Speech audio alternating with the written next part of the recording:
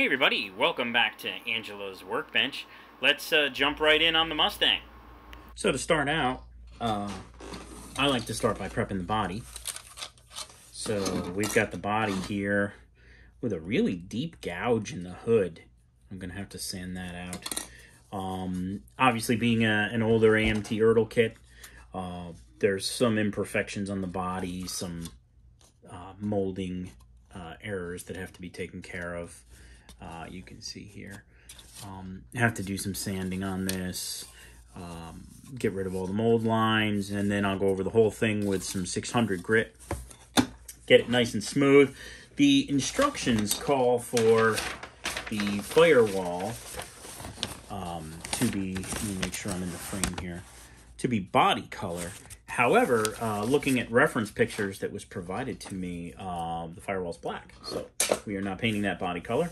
The other thing you have to be careful of with this particular kit is there are 3 different versions: the drag, the custom, and the stock. And obviously we're going for the stock version. However, they have provided multiple front panels or rear panels. I'm not really sure.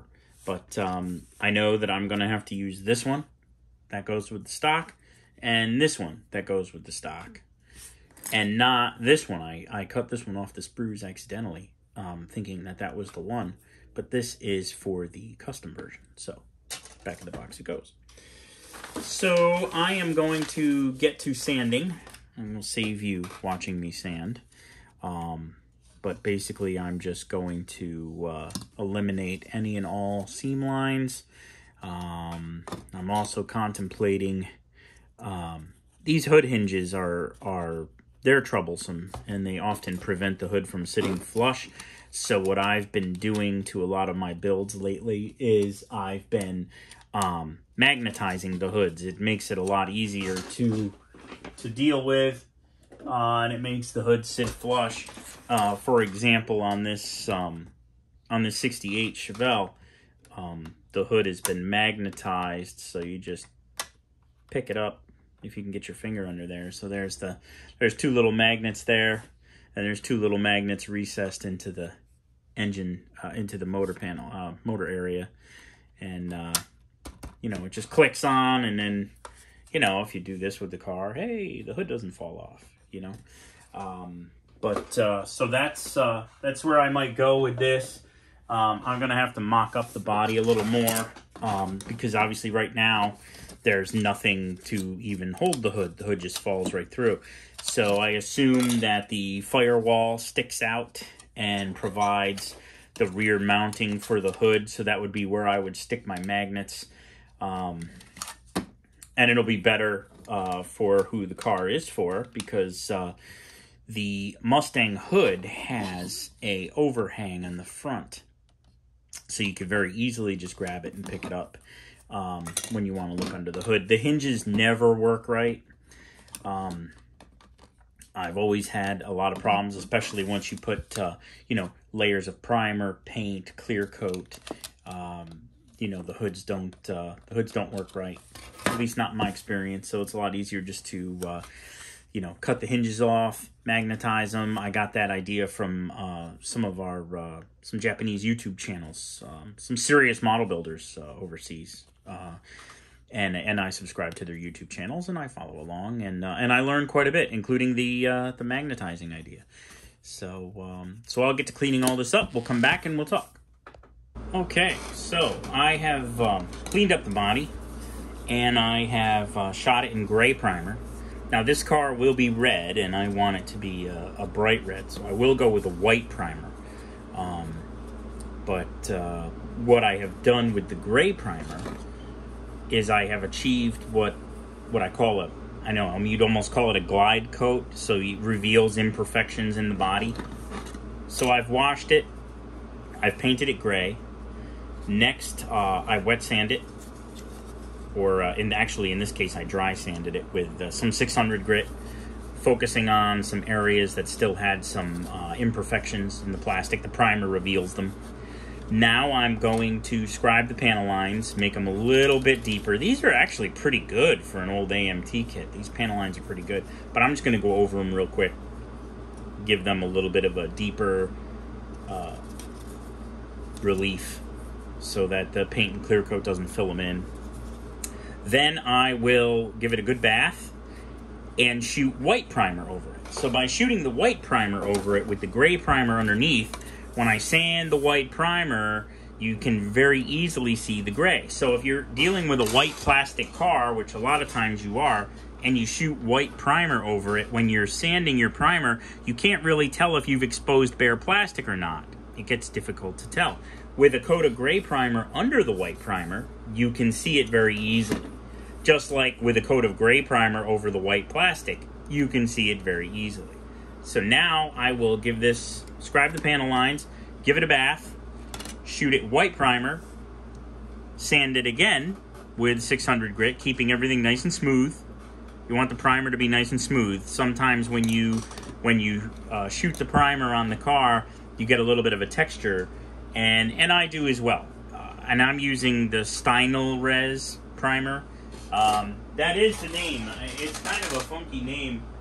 It comes from, it's made by Badger Airbrush. I have found that I really like this primer. I have it in gray and white, actually. I actually also have some in black, but I very seldomly use black. Mostly it's gray or white, or some combination of the two, like on this car.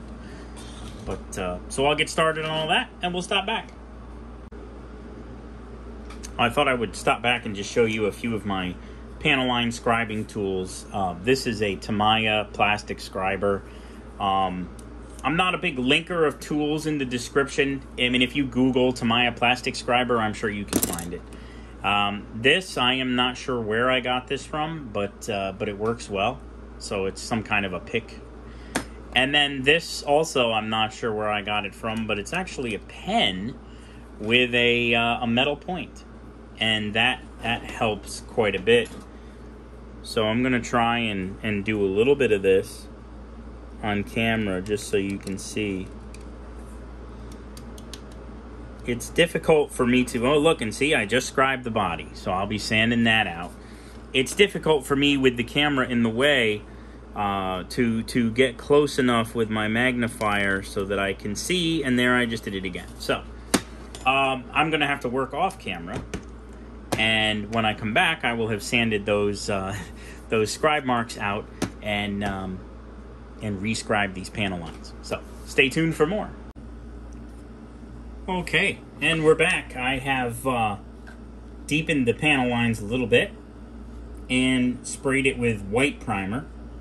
Next up will be, if you listen, I don't know if you can hear this over the air conditioner. There's just a little bit of texture to it, and that just comes from the primer curing.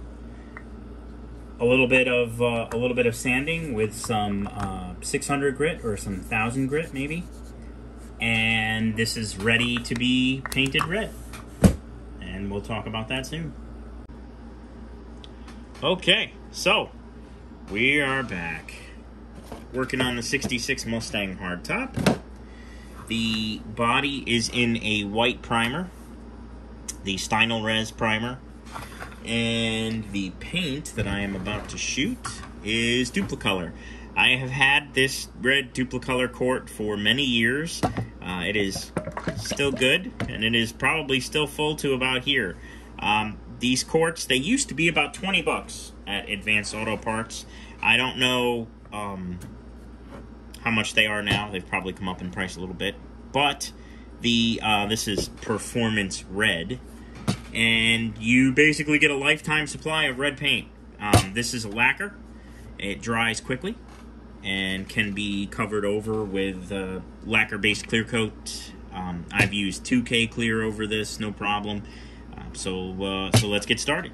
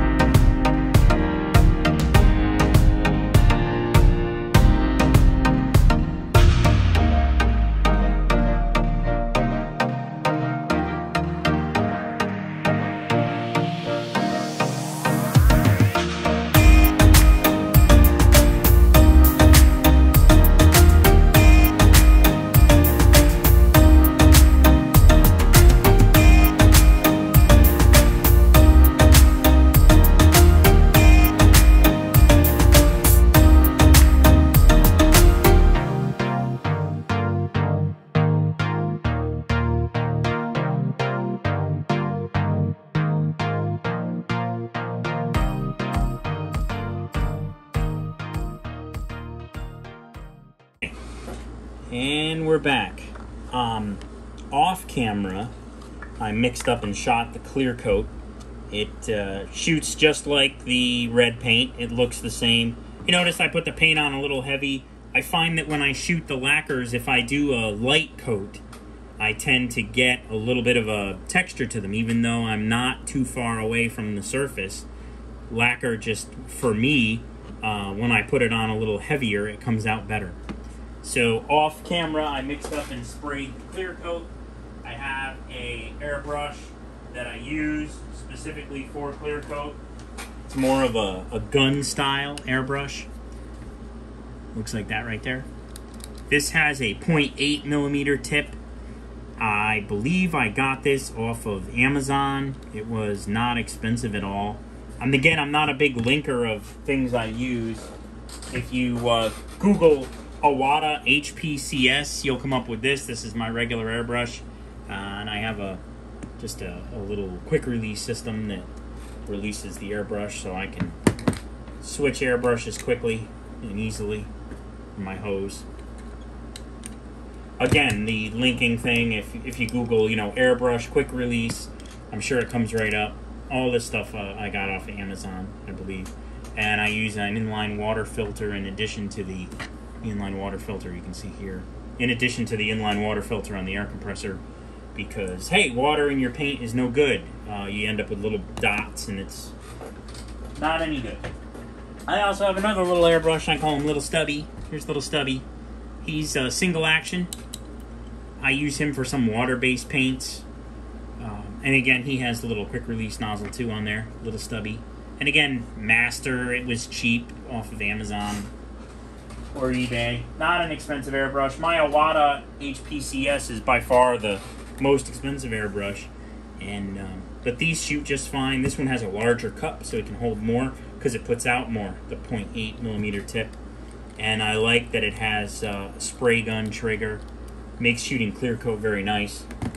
And these are the results on the clear coat and the paint. So it's looking good. I got a little bit of something landed on that hood. I haven't decided if I'm going to try and wet sand it out or not. We'll see. We'll give it a shot maybe. The wet sand, a light wet sand. There's a couple little blemishes in the roof too. But this clear coat is exceptional. It gives a really nice shine. And it's just a regular lacquer clear coat. Nothing fancy. So that's the body, ready to go. Stay tuned for more. Thanks for tuning in and watching as I build the 66 Ford Mustang Hardtop. I hope you enjoyed the video. Feel free to go ahead and click that like and subscribe button if you haven't already. Check out my channel, well over 100 videos on Angelo's Workbench now. Check out my playlists. I'll include a few here. Thank you for watching. See you next time.